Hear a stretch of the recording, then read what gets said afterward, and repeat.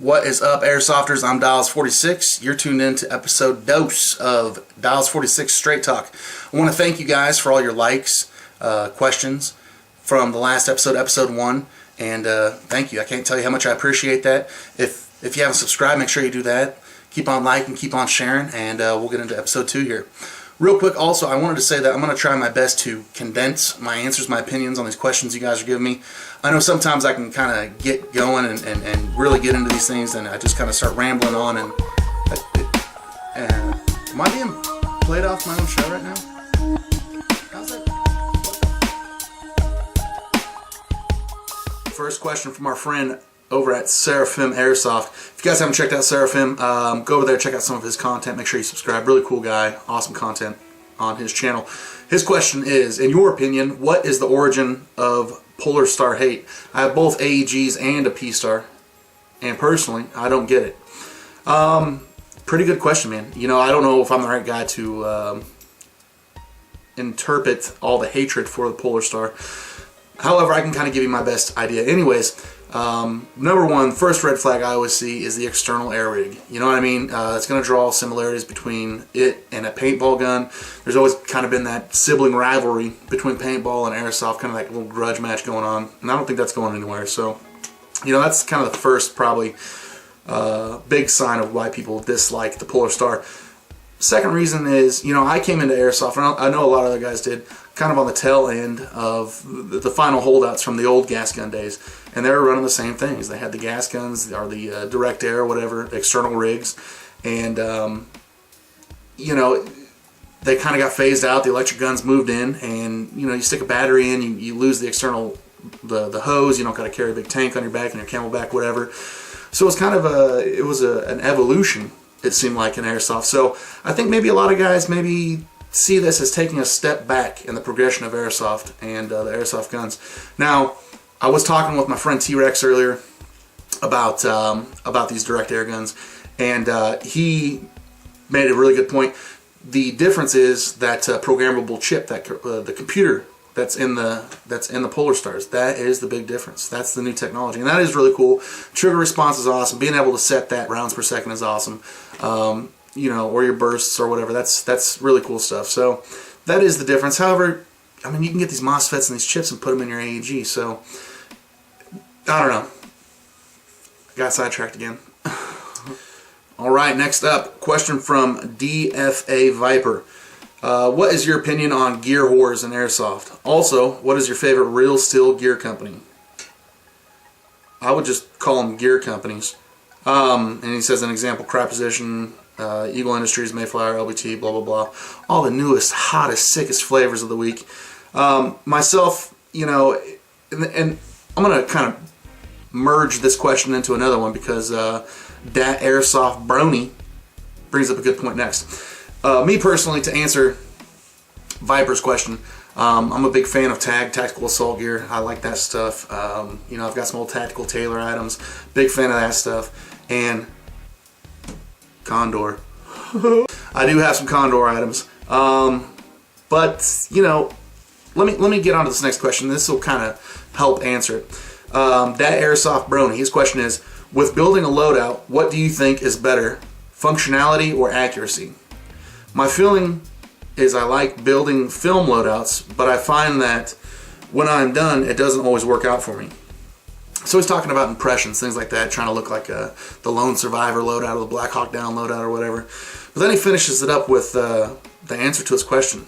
So, and I agree with him. So I always suggest to players, use what works for you. Use the loadout as a base, then customize it to your needs. Absolutely, man.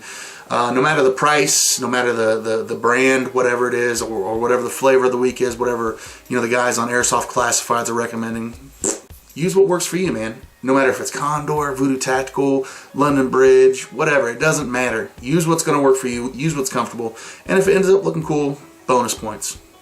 Alright, we got a question from a local guy here, Cynic Nova. I hope I pronounced that right. Will we ever have an all-night game or stay till like midnight? Second question, will we ever have an operation? That would be great to see what we could do. Answer number one, all night games till midnight. Yeah, definitely once the and he's talking about the Intrigue Airsoft deal here, the close quarters combat indoor facility here in Kansas City, which is awesome. Check it out. Yeah, we'll have some extended hours for sure, and we're also drumming up some ideas for some overnight lock-in type things. So make sure you stay tuned to the Facebook page for all the updates on that. Facebook.com/IntrigueAirsoft. Question number 2: will we ever have an operation?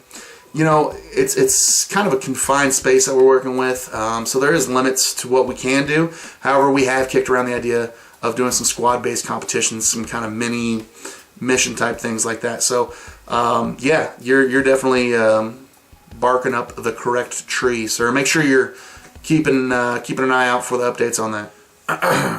Christopher Noakes, or Christopher Noakes. Sorry if I'm slaughtering your name, man. I'm trying here. His question is, what is your personal favorite loadout to run in, say, a pickup game or a Milsim event? You know, obviously you want to have 2 separate rigs for something like that. For a pickup game, I typically try to go light, only what I'm going to need. You know, I'm out there to have fun. I like to be light when I move around, especially most of the good quality outdoor games here happen in the summertime, so it's usually going to be a chest rig of some type. Here's a picture of what I'm running currently. For a Milsim event, obviously you're going to want to pack a little bit differently. Most Milsim events require you to be in the field for extended periods of time, so you're going to want to pack accordingly. Usually going to bring extra water, a larger pack on your back, you know, to bring those extra supplies, extra BBs, whatever else you're going to need out there in the field for a larger Milsim event. So 2 different kinds of loadouts there. Like I said, you know, I like to travel light. You know, I like to run a light rig, chest rig for outdoor events in the summertime. When I get indoors, I'll run a light slick plate carrier. I don't like to put a lot of pouches on them, just to, you know, not feel so weighed down. And then Milsim events, you know, you kind of start loading up a little bit. Recon99 asks, what are your thoughts on Systemas? I'm going to assume that he's talking about the Systema, like the personal training systems, personal training weapons, the M4s, M16s, things like that. I don't have any personal experience with them because I'm not going to shell out anywhere close to $1,000 for one AEG, no matter who makes it, no matter what the promised level of quality is going to be. I'm just not going to do it. That being said, Systema as a brand is tried and proven. You know, I've used their gears, I've used their Type bore barrels, I've used their motors. Some of their motors are very high quality if you can get your hands on one. But I'm not familiar with the actual complete Systema weapon platform, so can't answer that question entirely. But Systema as a brand, their parts, their gears, their motors especially are top notch. I've had really good experience with them. Alright guys, next question from Monkey Boy Madness asks, as a parent, other parents wanting to get their kids into Airsoft ask me what are the most important things to purchase for their child starting out in Airsoft. And do you have specific recommendations for face protection? Oh, and what is your favorite wrap at longboards? Alright, so to answer the first question, what are the most important things to purchase for a child starting out in Airsoft? Obviously, you want a nice starter gun. You know, I'll do it. I'll recommend the Black Ops line from Walmart to get into it. $100 price point. You don't know if they're going to like the sport or not, so why are you going to shell out a whole bunch of money? It's a great little starter gun. It'll get your feet wet for sure. Next up is going to be like the Lancer Tactical or the G&G Combat Raider, things like that, the M4 line. You know, spend a little. Don't spend too much. See if you like it, and then later on you can either upgrade or buy something else. There you go. It's just like any sport, you know what I mean? Don't go too gung-ho before you know if you like it, or else all your stuff's going to end up on Craigslist, and people like me are going to swoop in for the sweet deals. And then, what do you recommend for face protection? You know, a full paintball type mask, like a dye mask, or you know, some kind of paintball mask. That's always cool, but if I get it. Sometimes I don't like to wear paintball masks either. I kind of want to be different. I don't want to look like a paintball player. You know, sealed eye protection, sealed goggles. Absolutely. No safety glasses, no shooting glasses, nothing like that. Sealed goggle, something with good anti-fog on it. A dual pane lens is what you're going to be looking for. Or a fan kit is the next better option for sure. And then the rest of your face, you know, a mesh lower is always going to be awesome. Hikatsu's got those cheap Iron Man masks, the plastic lowers. I heard they don't breathe very well from what I've heard what I've gotten from feedback from other players. But you know, you can't go wrong with a mesh face mask. Feels good, it breathes. It's not going to inhibit your breathing by any means. Sometimes it's so comfortable that you'll forget that mesh face mask is on your face, and you'll go to hock a loogie. Figure that out. So yeah, there you go, man. Favorite wrap at longboards, wraps, and bowls here in Kansas City. The Cabo beef. Can't go wrong with the Cabo beef. Got to get the OG on it. And if you haven't tried the potato salad, oh my God. Make you slap your mama. Alright guys, last question from Devin Dillon. Question: what is your opinion on upgrading guns straight out of the box? Personally, I like to see how my new gun performs on the field and then upgrade it based on its weaker points. Right. What's my opinion on upgrading them straight out of the box? You know, these things are going to be built for optimized performance. You know, that was always the big thing with like Tokyo Maruis. They came out of the box shooting like 290, 300 feet per second on a good day. 290, maybe 280. So the first thing people would do is get the M120 spring and the metal bushings upgraded right out of the box. You know, if you leave a gun like a Tokyo Marui alone in its stock configuration, that thing will last you forever. Case in point, I've got a FAMA still hanging on the wall, uncracked gearbox, still the original, everything inside, running like a champ, man, running like a freaking sewing machine on steroids. But you know, if you know what you want, you have some experience, always do your research. If you know exactly what you're going for, say, you know, you're getting a gun and you're going to turn it into a DMR platform, something like that, do your research ahead of time. Don't wait until it's too late.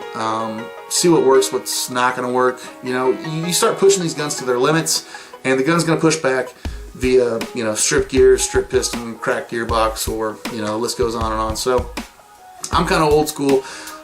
I'm going to say go with Old Faithful, man. If it ain't broke, don't fix it. There you go. Thanks for watching, guys. That was episode 2 of Diles46 Straight Talk. Make sure you subscribe, like, and share. Check us out on Facebook at facebook.com/IntrigueAirsoft. Hit me up on Instagram at IntrigueAirsoft, or Intrigue_Airsoft. And then also, make sure you ask your questions. Go ahead and put those questions with quotation marks around them. That way it helps me see them better, and I'll answer it for episode 3. All right, guys. Have a good one.